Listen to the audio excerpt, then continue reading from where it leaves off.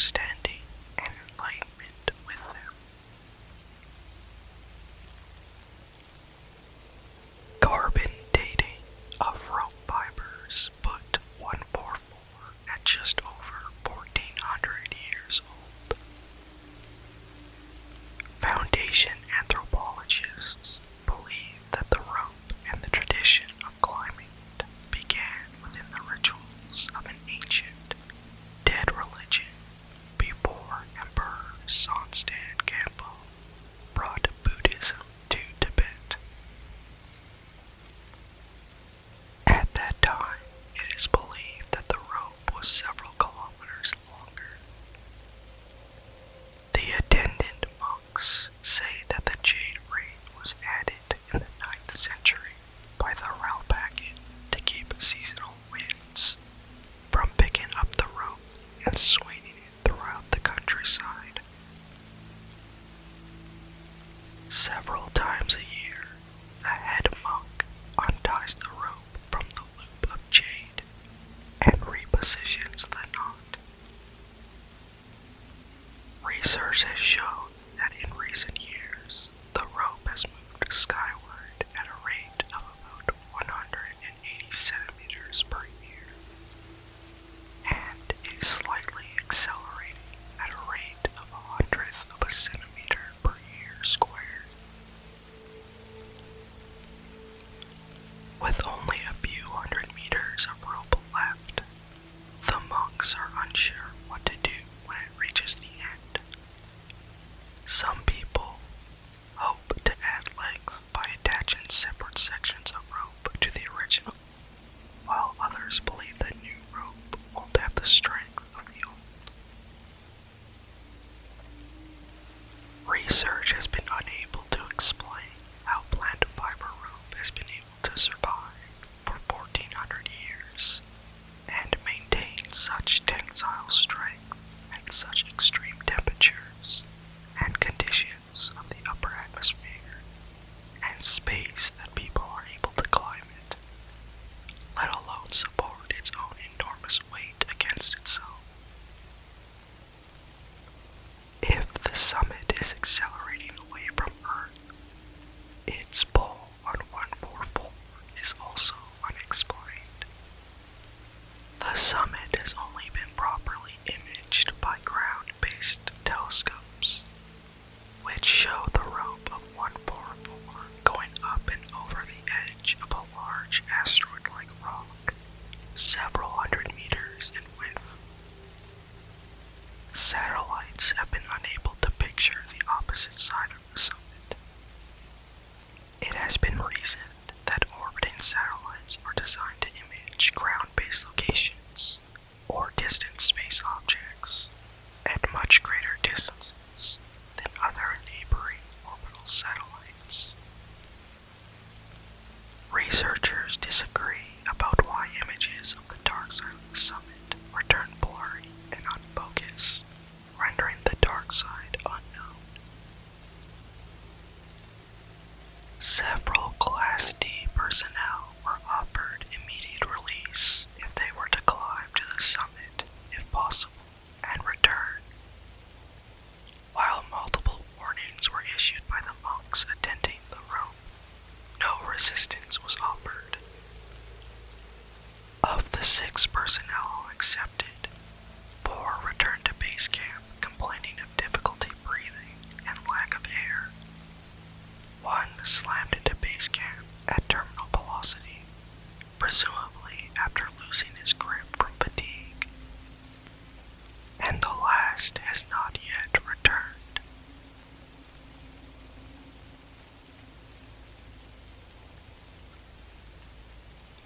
This is currently all that is on file for this object. And so, we will conclude this brief file with the special containment procedures in place.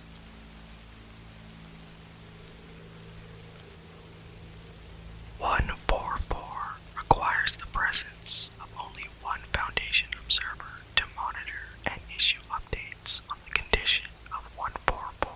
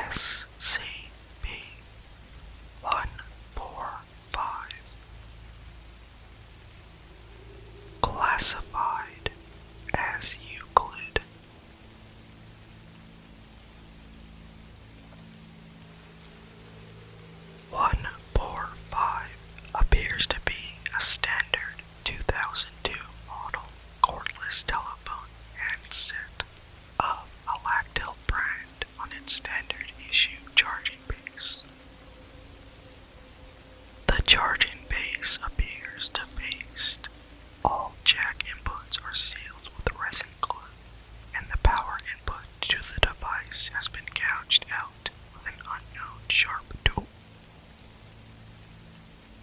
Serial number and production date are unavailable, as all labels and stickers have been ripped off or defaced.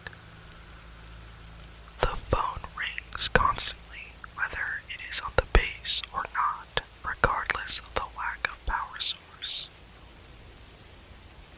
Tests have shown the battery is removed, and disassembly of the base has not shown any effect on the hand unit.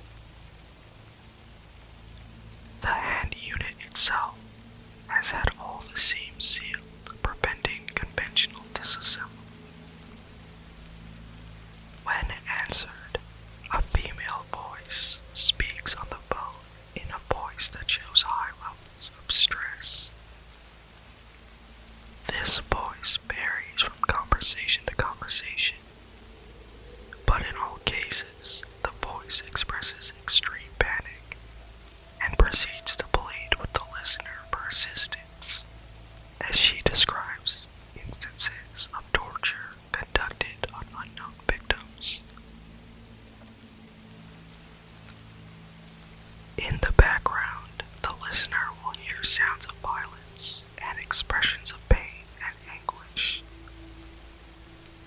Audio analysis has so far indicated a number of individual voices over disparate calls. The methods of torture employed thus far, judging from the phrases and reactions of those speaking at the time of contact, have included branding, electrocution, laceration, sexual assault, and dismemberment. The callers appear to be non-automated and entirely sentient. Attempts to trace the call or track down the location of the tortured callers have proven unsuccessful thus far. Attempts to block the signal of the phone with the use of a Faraday cage have also been unsuccessful.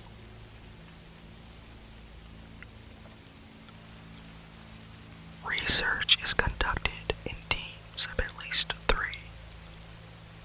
1 Class D staff, 1 audio technician, and 1 Class 3 security staff, with only Class D staff permitted to have direct auditory contact with the 145's transmissions. Testing has shown that in 100% of cases, a subject answering 145 without live supervision will vanish without any indications of transportation methods. Video recording devices do not show the method of transport. The subject will be present in one frame and absent in the next. In case of disappearance, the phone will simply fall to the floor. The phone does not appear to have sustained damage from any of these falls thus far. Subsequent communication with the object has revealed that vanished subjects joined the group of torture victims.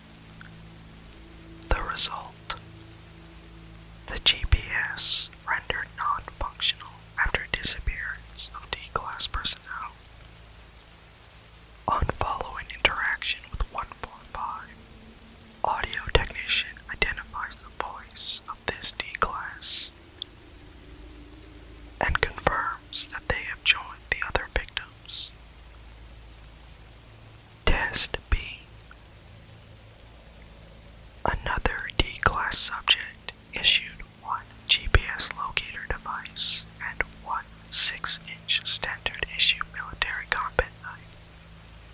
Second attempt to ascertain the location described at the other end of the line. Self-defense option provided to subject. The result. The GPS rendered non-functional after disappearance of D-Class personnel.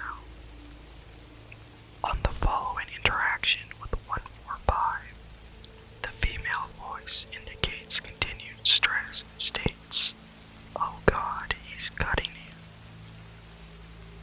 The audio technician then identifies the voice of the D-Class subject.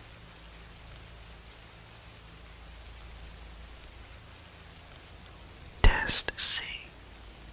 Another D-Class subject issued one 9mm semi-automatic pistol and one Kevlar vest. The subject is compelled to pick up the phone. Attempt to determine interactivity of location. Determine if any self-defense method is possible. The result. On the following interaction with 145, gunshots are heard. The female voice resumes, and additional gunshots are heard. The audio technician identifies the subject.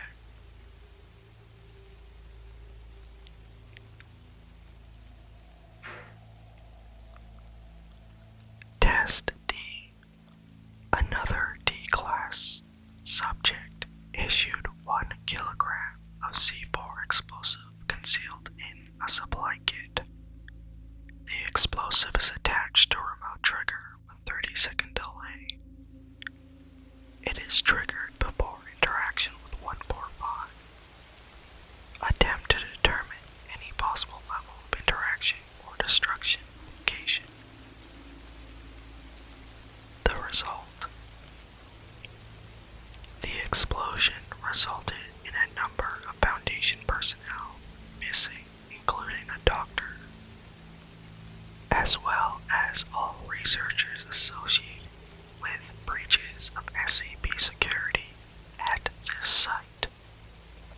Further testing of this nature has been suspended at this time.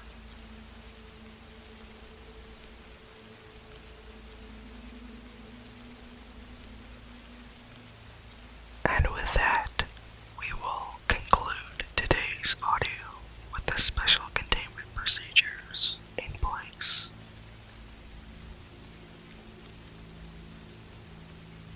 "145 is to remain inside its room at all times, in a 0.5 meter by 0.5 meter by 0.5 meter plexiglass container unless being studied. The room is to be thoroughly soundproofed and securely locked when studies of 145 are not in progress. Under no circumstances shall any personnel come into physical contact with 145 without being accompanied and constantly observed by one or more other personnel, unless conducted